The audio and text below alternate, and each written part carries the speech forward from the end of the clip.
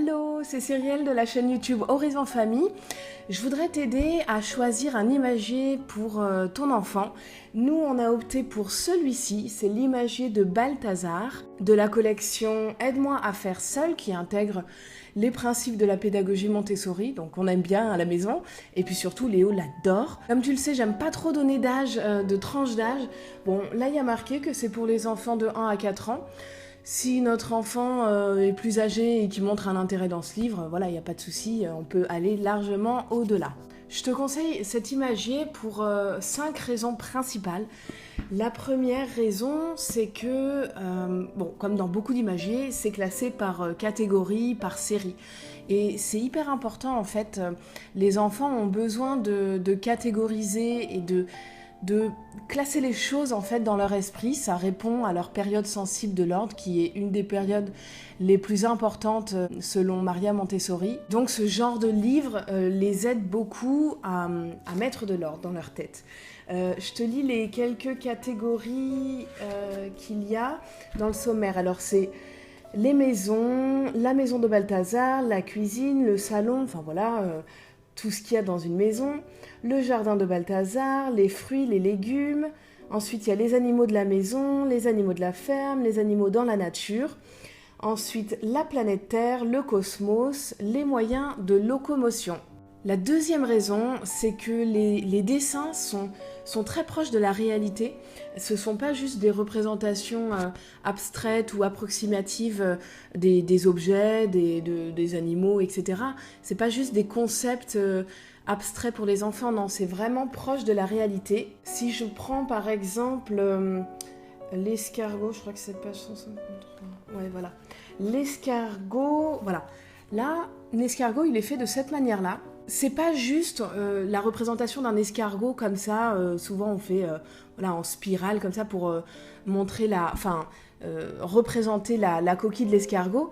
Là non, on voit la coquille, la tête de l'escargot, ses antennes, etc.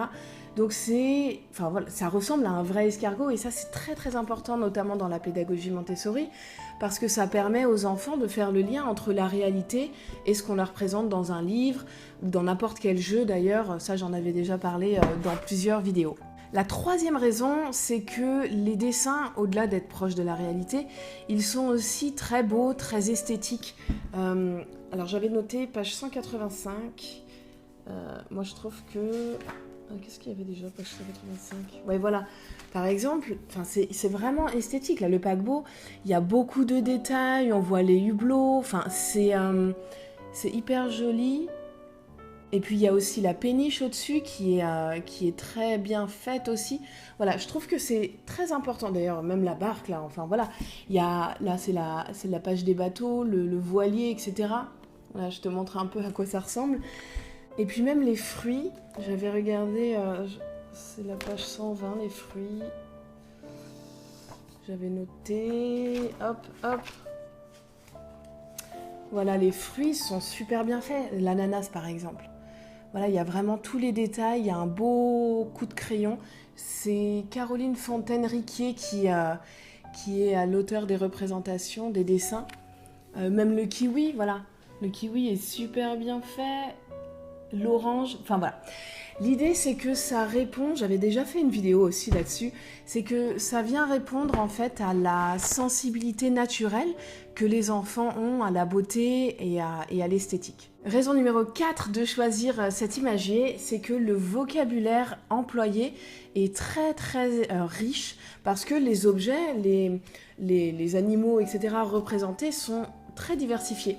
Donc là, par exemple, on a la catégorie animaux de la nature. Voilà, animaux de la nature. Donc il y a plusieurs pages.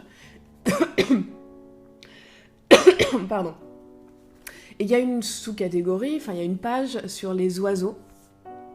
Et donc on n'a pas juste un oiseau dessiné, on a rouge-gorge, pivert, aigle, hibou, chouette et hirondelle. Pas facile de lire à l'envers.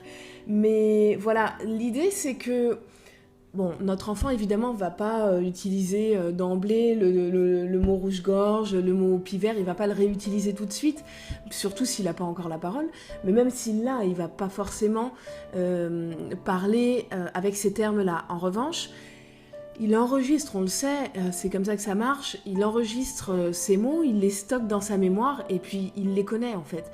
Et il pourra les ressortir. Et c'est très important de lui offrir cette richesse en termes de vocabulaire dès cet âge-là, à partir de 1 an, même si, encore une fois, il ne va pas tout de suite utiliser ces mots-là. La 5e et dernière raison qui m'a fait choisir ce livre pour Léo, c'est que l'auteur nous donne un guide d'utilisation au début. Alors c'est très simple, hein, c'est pas un guide d'utilisation pour monter un meuble, donc elle nous donne des conseils sur comment utiliser ce livre avec notre enfant. Si on souhaite suivre ses conseils, on peut, sinon on l'utilise à notre façon. Ce qui est suggéré, c'est qu'on regarde d'abord les mises en scène en fait. Il y a des doubles pages comme ça, où le petit personnage Balthazar est mis en scène dans un contexte donné, donc là on est dans la cuisine. Et donc, on peut discuter de cette image avec notre enfant en commentant un peu ce qui s'y trouve, etc. Là, on a quelques éléments sur lesquels on peut discuter, le lait, la spatule, la tablette de chocolat, etc. Et ensuite, on passe aux pages suivantes où on a en détail chaque élément qui se trouve sur la page double précédente. Donc verre, assiette, bol, etc., etc. Et donc on nomme chaque élément un à un avec notre enfant. Et puis une fois qu'on a fini, qu'on a passé en revue toutes les pages et tous les objets de la cuisine, on revient sur la première page double de la cuisine et puis on peut demander à notre enfant. Là, on pointe du doigt la bouteille de lait, on lui dit qu'est-ce que c'est que cet objet ? Ou là, par exemple, la cafetière.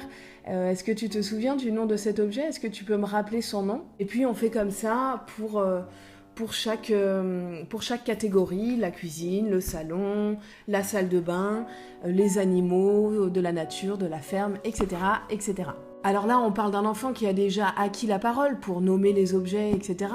Mais avec un enfant plus petit, on fait différemment. On va plus nommer, commenter nous-mêmes les objets et les contextes, les pages doubles où le petit personnage Balthazar est mis en scène, mais tout en gardant de l'interactivité et puis en faisant vivre le livre. Ça, c'est hyper important.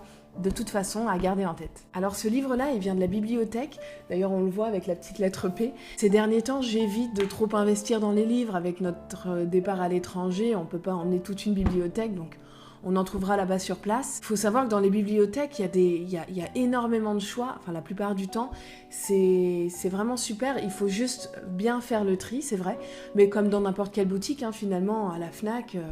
Moi, ça m'est arrivé de passer 1 heure dans un rayon à la Fnac pour choisir un livre pour Léo parce que c'est vraiment pas facile de trouver ce qui nous plaît. Donc je récapitule les 5 avantages de ce livre. J'ai l'impression de le vendre tellement je suis conquise. Je touche aucune commission si tu l'achètes, hein.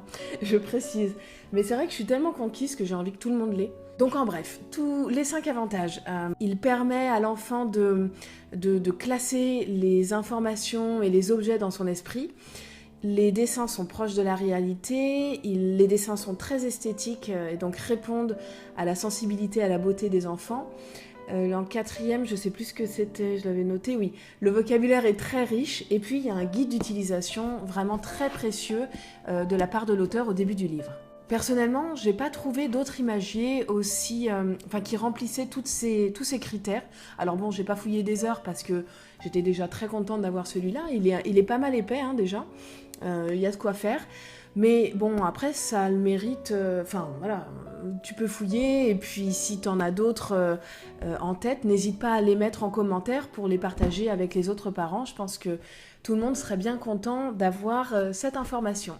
Sur ce, je te souhaite une excellente journée et je te dis à très bientôt dans la semaine pour la prochaine vidéo. Bye bye!